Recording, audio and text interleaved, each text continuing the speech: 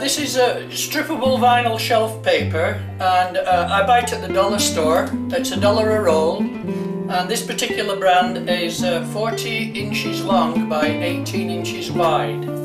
And when you've taken the packing paper off, it looks like this, and it's very, very wrinkled. So we have a technique for smoothing this out, so that these wrinkles won't be transferred into the surface of the wing.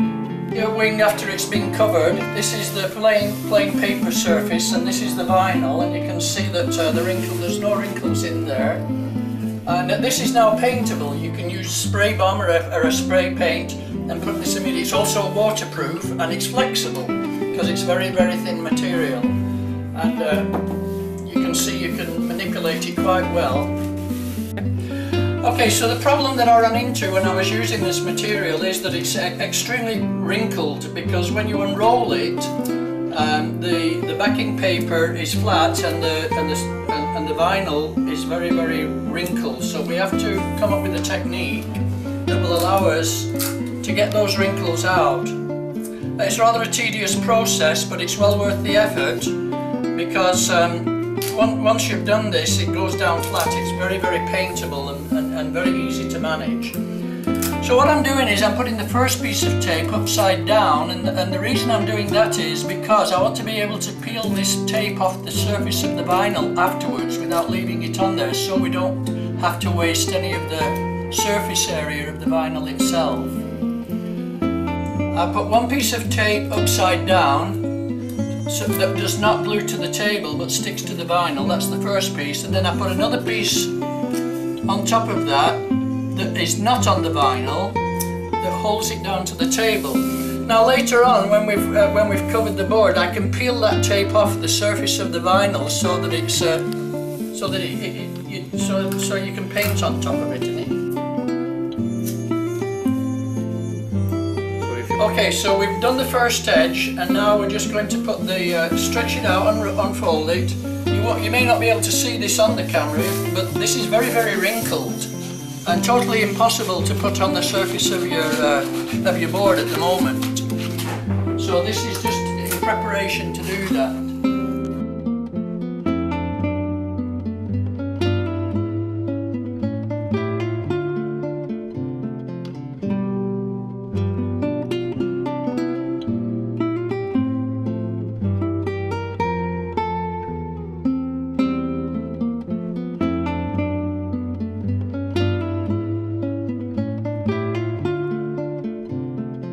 Okay, so right now what we've done is we've only taped the end pieces. We haven't taped the sides, and the reason for that is because once I've taken this paper off, it's all going to be wrinkled, and I'm going to have to stretch it before I can stretch the sides. And that's what we're going to do now. We're at the point now where I can actually take this the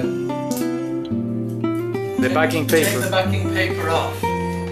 So I remove all of it.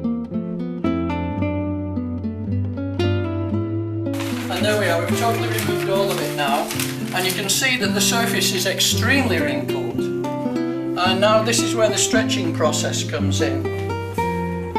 So the first thing we're going to do is stretch the vinyl.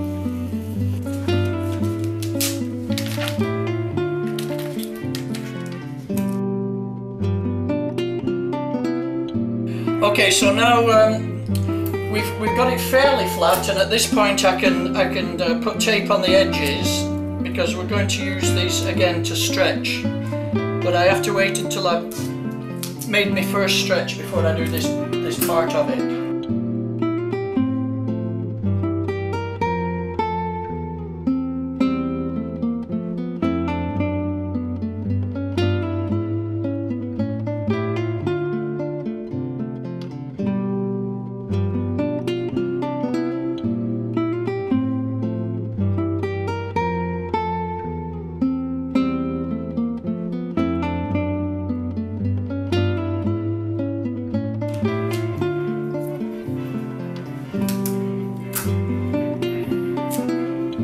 So the key here is to keep the vinyl really, really flat.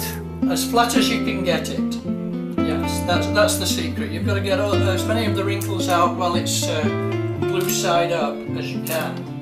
Okay, the reason that we have to be so fastidious here is because once this comes in contact with the board, it is totally non-removable. You can't remove it once. If there's a wrinkle in there afterwards, it stays there forever. So that's why you've got to be very careful doing this process. There a little bit. All right. Okay, so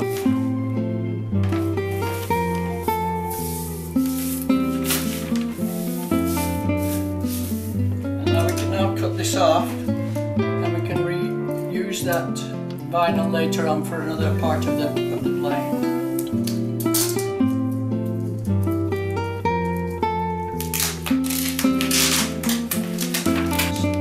This one.